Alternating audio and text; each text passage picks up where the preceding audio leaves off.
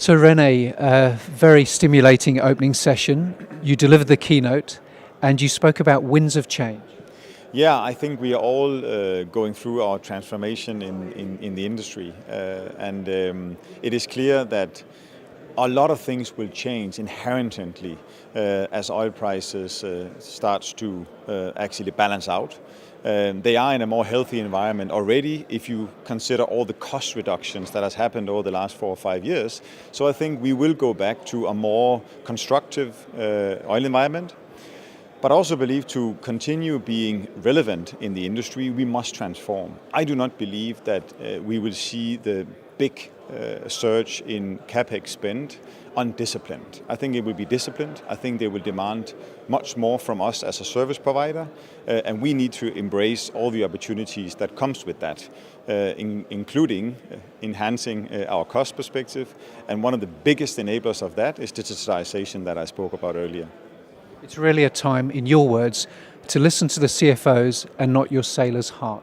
I believe so. I mean, listen, we all developed our companies based on very strong engineering craftsmanship on the sea, and that has prevailed until now. And to a certain extent, that will continue prevailing. But if you don't look at the returns to your shareholders, if you don't look at the returns to the company in terms of being able to sustain your company, then I think it would be very, very difficult to actually have a sustainable industry in the future. And by that, I mean that we must be much more focused on how we invest, in what we invest, and how we enhance the full willingness to pay from our clients, actually the whole value pot. It is simply not enough just to buy a vessel and put it on a day rate in the future. Well, in fact, you went as far to say day rates will be a thing of the past. I know I provokingly said that, but I wholeheartedly believe it. It's not going to happen tomorrow. But what I really believe is that it was important coming into this last cycle with our vessel ownership. It will still be important to own vessels in the future, but what is really paramount for us as an industry is to have a portfolio of services. And therefore, by definition, you will have to rethink how you actually price this to your client. There will still be room for day rates in many segments, but by and large, I believe we need to think bigger than that. And that means that over the next decade, I actually fundamentally believe that a lot of the contracts will be service contracts rather than a day rate. And this is likely to mean clients are less focused on the type of vessel they engage with. That I also believe. We have been very focused on this particular vessel doing this particular job. I actually think clients will be less binary in the future, and they will say we need this service to be conducted in this time frame, and then you need, as a supplier, to come up with the right value proposition for that. That also means that you should have the agility to select the boats that are best suited for that, within all the safety parameters, the efficiency parameters, but you will sign a contract with your client. So by definition, we need to know much more about what is it our clients are actually doing as part of their conduction of their business. You also prophesized another characteristic of this brave new world would be the demise of the statutory dry docking.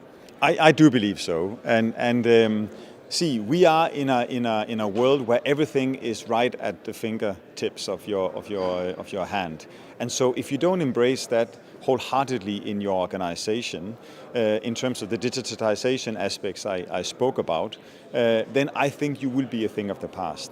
By consequence, that means that you will be able to predict your business much fuller than you're doing today. That also means that the collaboration with the classification society should inherently be much stronger and more direct. So why should you necessarily put a vessel through a 2-year survey? Why should you put it through a statutory 5-year survey? You may need to do it after 4 years, but you can also do it after 7 years. There should be almost a health check in live of the vessel. And that basically means that you, in partnership with the classification society, can decide that. That will also unleash a lot of extra value for us, as I mentioned just before, in terms of the total value pot. So we've talked about how your side will transform. We've talked about other transformations, but how will the supply chain supporting our sector transform to meet the changing needs of the OSV community? I think they need to be much less binary as they are today. We have a lot of suppliers of strength. We have a lot of marine equipment that goes in, but all of them have their particularities. I think you will have to find a much more off-the-shelf solution in the future. You need to find easier, replaceable solutions in the future. So that whole thing has to be a symbiosis. I don't think us, whether we be a vessel supplier, whether we be an equipment manufacturing supplier or classification society, has been pushed on our margins as we have in this downturn. And therefore, we need to reinvent our businesses. It has to be easier to do business with us. For the equipment suppliers, they have to be able to make a living, but they have to be able to make a living by creating that value for us. And by contrast, we have to create the same value upstream. So everybody will have to rethink their businesses, I actually believe.